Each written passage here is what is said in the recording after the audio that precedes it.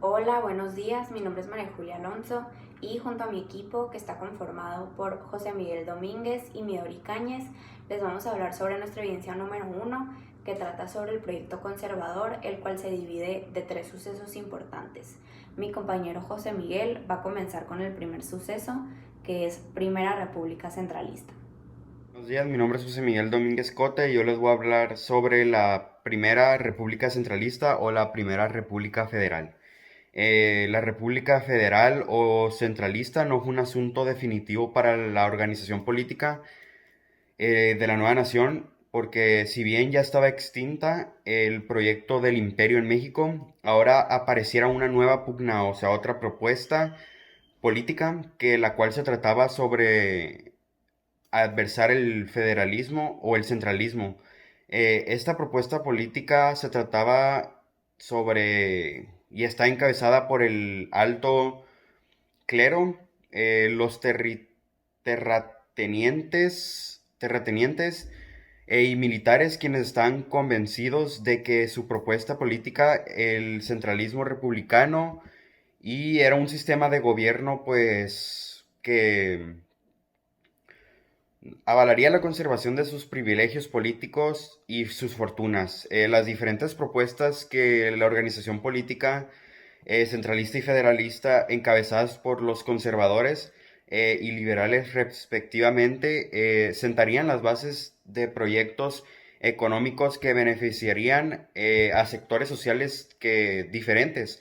La propuesta centralista era la que quería conservar los privilegios del ejército y del clero, lo que crearía obstáculos para el desarrollo del capitalismo en México. Los conservadores, por otra parte, pues ellos promovían el proteccionismo económico y el mantenimiento de las propiedades en manos del clero.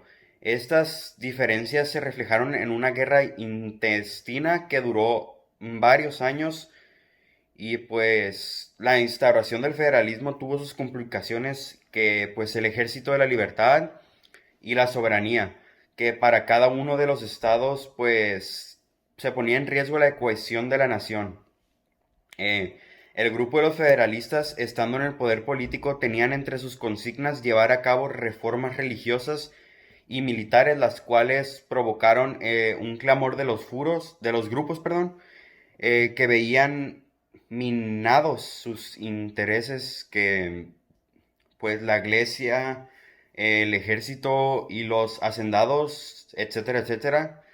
El país pues pasaba además por fuertes epidemias y algunos temblores, que pues la situación económica del país no lograba estabilizarse. Lucas Alemán, destacado intelectual, es un destacado intelectual fue un destacado intelectual que había participado en la vida política del país como ministro y diputado. Fue nombrado director de la Junta del Fomento Industrial. Dicho personaje logró poner en orden a la hacienda pública y se empeñó en impulsar a la industria. Mientras tanto, Santana aspiraba a la presidencia, que se levantó en armas bajo el grito de religión y fueros, que fue en enero de 1832, y en 1833 fueron elegidos como presidentes y vicepresidentes Santana como presidente y Valentín Gómez Farías como vicepresidente. Como Santana continuaba con su campaña militar, la presidencia fue ejercida durante un primer año por el vicepresidente Gómez Farías, quien fue el que echó a andar diversas reformas religiosas, provocando el clamor y el clero sobre pues, el pueblo. Y en 1835 México vivía una situación crítica. La debilidad de la federación llevaba a la percepción algunos estados, por ejemplo, Zacatecas, Texas y entre otros, pues, etcétera, etcétera, de que esta forma de organización política no favorecía a la nación. Santana, interesado por la condición de los colonos texanos, viajó a Texas. Dicho territorio tenía la amenaza de guerra, de sucesión, la cual se llamaba Guerra Civil Estadounidense. Mientras tanto, el Congreso redactó una nueva constitución que quedó en la lista. Eso fue en diciembre de 1836. Esta fue la primera constitución centralista denominada Las Siete Leyes. Con este documento los estados perdían su autonomía y pasaban a ser denominados departamentos cuyos gobernantes serían determinados por el ejecutivo poder centralizado, pues. Además, los congresos estaban también, pues estaban, los congresos estaban, los congresos estatales también serían, pues, detonados y transformados, quedando a nivel solo juntas departamentales, la biblioteca jurisdiccional, que fue en 2013, y se creaba un cuarto poder conservador cuya función era el vigilar a los otros tres poderes, bases jurídicas que permitían el proyecto político y económico de los conservadores. El pueblo mexicano, confiado en esta propuesta, decidió elegir como presidente a Anastasio Bustamante, y con esto se creó un nuevo destino para la nación, el centralismo. Muchas gracias. Hoy les voy a hablar sobre la Guerra de los Pasteles. La primera intervención de Francia en México, también conocida como la Guerra de los Pasteles, fue el primer conflicto bélico entre México y Francia. Tuvo lugar del 16 de abril de 1838 al 9 de marzo de 1839. En 1827 se había celebrado un convenio con Francia bajo el nombre de Declaraciones Provisionales, que sentaban las bases para el futuro arreglo de las relaciones entre ambos países. A través del barón de Faudis, embajador francés, los comerciantes franceses avecinados en México enviaron una serie de reclamaciones que fueron recibidas en París con alarma. Entre esas reclamaciones se encontraba la del señor Remontel, dueño de un restaurante de Tacubaya, donde algunos oficiales del presidente Santana se habían comido unos pasteles sin pagar la cuenta, por lo cual exigía ser indemnizado con 600,000 pesos. Ese fue el motivo por el cual el pueblo mexicano identifica esta guerra con el nombre de la Guerra de los Pasteles. Para arreglar el problema, Francia quería que México pagara 800,000 pesos en 30 días. Hace cuenta, y se iba a separar en 600,000 para la liquidación general de los daños sufridos por los franceses y 200,000 como indemnización de los gastos de la flota francesa anclada en la costa mexicana. Finalmente, como no fueron aceptadas las demandas por el gobierno mexicano, la flota francesa abrió fuego contra el fuerte de San Luis de Ulúa y el puerto de Veracruz el 21 de noviembre de 1838, por lo que al día siguiente capitularon ambas entidades. Comenzaron la guerra. El gobierno de México reprobó ambas capitulaciones y expedió un decreto el 30 de noviembre anunciando que se declaraba la guerra contra el rey de Francia.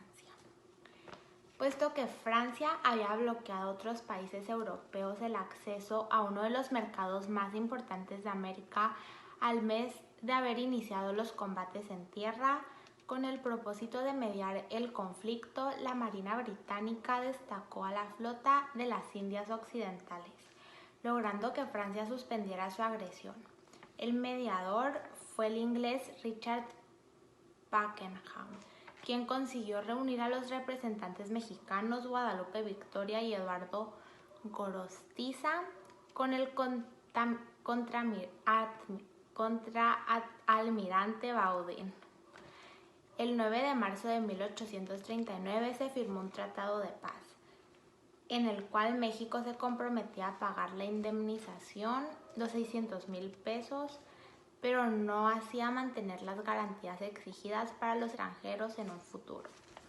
En mi opinión, esta guerra impactó e influyó mucho en la economía de México y esta no brindó ningún beneficio al país. Ahora mi compañera María Julia seguirá explicando su tema. Yo les voy a platicar sobre el último suceso importante del proyecto conservador, que es la Segunda República Central y la venta de la Mesilla. Las décadas de guerra y las fuertes epidemias que sufría el país habían traído como consecuencia una merma considerable de la población. Además, al norte del país era muy complicada la comunicación, generando un descontento por parte de los colonos texanos. A diferencia de nuestro país, Estados Unidos contaba con una vasta población y una política expansionista, lo cual provocó que en 1836 Texas se separara de México, anexándose a Estados Unidos. Para 1840, los conflictos entre ambos países se agudizaban. Estados Unidos presionaba con la venta de más territorio mexicano. Estados Unidos invadió México en 1846 a través de 4 frentes: California, Tamaulipas, Chihuahua y Veracruz. También bloqueó los puertos mexicanos en el Golfo de México y en el Pacífico, paralizando así el comercio exterior. Las condiciones de las tropas mexicanas no eran favorables. Aún así, el gobierno mexicano siguió haciendo frente y negando ceder el territorio solicitado, sin poder evitar que las tropas norteamericanas ingresaran al centro del país. El 14 de septiembre de 1847, el ejército norteamericano logró la toma del Palacio Nacional. Las condiciones para México de enfrentar una guerra eran adversas. La situación económica, aunada a las constantes derrotas del ejército mexicano, llevó al presidente Antonio López de Santa Anna a renunciar. El 15 de septiembre de 1847 asume la presidencia Manuel de la Peña. El 2 de febrero de 1848 se pone fin a la guerra con Estados Unidos, firmando el Tratado de Guadalupe Hidalgo, en donde México cede los territorios de Nuevo México y Alta California, recibiendo a cambio una indemnización de 15 millones de pesos. Esta no fue la última mutilación que recibió el territorio mexicano. En 1853, Santa Anna, electo de nuevo como presidente, vendió a Estados Unidos el territorio de la Mesilla por la cantidad de $7 millones. Durante el mandato presidencial de Santa Anna, asumido el 20 de abril de 1853, se instauró la Segunda República Central. Se decretó que los estados serían nuevamente departamentos, quedando sujetos a un... Santa Anna sentó las bases para una administración centralista, que además le permitió el uso excesivo del poder, ya que había eliminado todos los instrumentos políticos que pudieran ejercer control sobre el Ejecutivo. El 16 de diciembre de 1853, Santa Anna se hizo llamar Su Alteza Serenísima. Su gobierno cobraba tintes de dictadura. Estos 2 sucesos de los que yo les hablé, que fueron la Segunda República Central y la venta de la Mesilla, fueron muy importantes y marcaron nuestra historia de nuestro país, porque pues se vendió gran parte de nuestro territorio por las condiciones económicas cero favorables en las que se encontraba nuestro país en esos momentos, y se vendió la Alta California, Nuevo México y la Mesilla.